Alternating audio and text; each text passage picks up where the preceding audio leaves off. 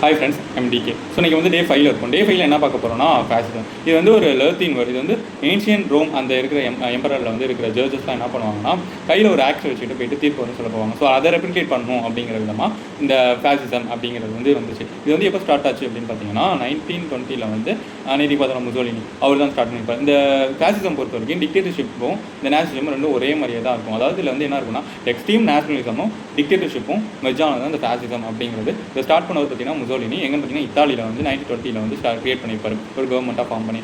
அதுக்கப்புறம் ஹிட்லர், அப்புறமேட்டு பார்த்தீங்கன்னா ஃப்ரான்கோ அப்படிங்கிற ஒரு ஸ்பெயின் வந்து ஸ்டார்ட் பண்ணியிருப்பார். ஃபேசிசமில் என்ன இருக்கும் அப்படின்னு பார்த்தீங்கன்னா அவங்களோட ஐடியாலஜியை வந்து திணிப்பாங்க. அதுதான் வந்து ஃபேசிசம் அப்படின்னாலே.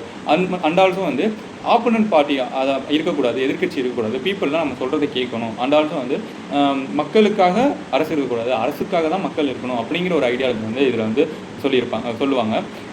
இதில் வந்து பார்த்திங்கன்னா ஒன் லீடர்கிட்ட வந்து ஸ்ட்ராங்கான அந்த பவர் இருக்கும். அவங்கள்ட்ட தான் ஃபுல் அத்தாரிட்டி பவர் எல்லாமே வந்து சிங்கிள் லீடர்ஸ்லாம் வந்து இருக்கும் இந்த ஃபேசிசம் பொறுத்த வரைக்கும். இன்னும் எக்ஸாம்பிளாக சொல்ல போனால் அந்த ஒரு ஃபோட்டோ வந்து நல்லபடியாக பாருங்கள்.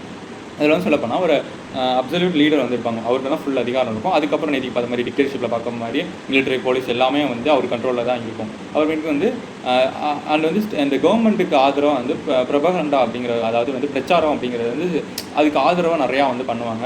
அப்புறமேட்டுக்கு சப்ஜெக்ட் பாப்புலேஷன், அதாவது இந்த அடித்தட்டு மக்கள்லாம் இருப்பாங்களே, டிக்டேட்டர்ஷிப் அப்படின்னு இருந்தாலே, அதாவது ஃபேசிசம் அப்படின்னு இருந்தாலே அடிமைத்தனம் அப்படிங்கிறது வந்து இருக்கும். இதுலேயும் அதே மாதிரி தான் பீப்புளுக்கு வந்து அந்த லீடரோட ஐடியாலஜியை வேண்டாம் விருப்பாக வந்து இங்கே திணிப்பாங்க. அதுதான் வந்து ஃபேசிசம் அப்படின்னு சொன்னாலே. ஸோ இந்த வீடியோ வந்து பிடிச்சிருந்துச்சுன்னா லைக் பண்ணுங்கள், பிடிக்கலன்னா கமெண்ட் பண்ணுங்கள், உங்கள் ஃப்ரெண்ட்ஸ்க்கும் தெரியும்னா ஷேர் பண்ணுங்கள். அண்ட் ஆல்சோ நம்ம இந்த வீடியோ வந்துகிட்டே இருக்கணும்னா நம்ம சேனல் வந்து சப்ஸ்கிரைப் பண்ணி வச்சுக்கோங்க. Until then DK, by.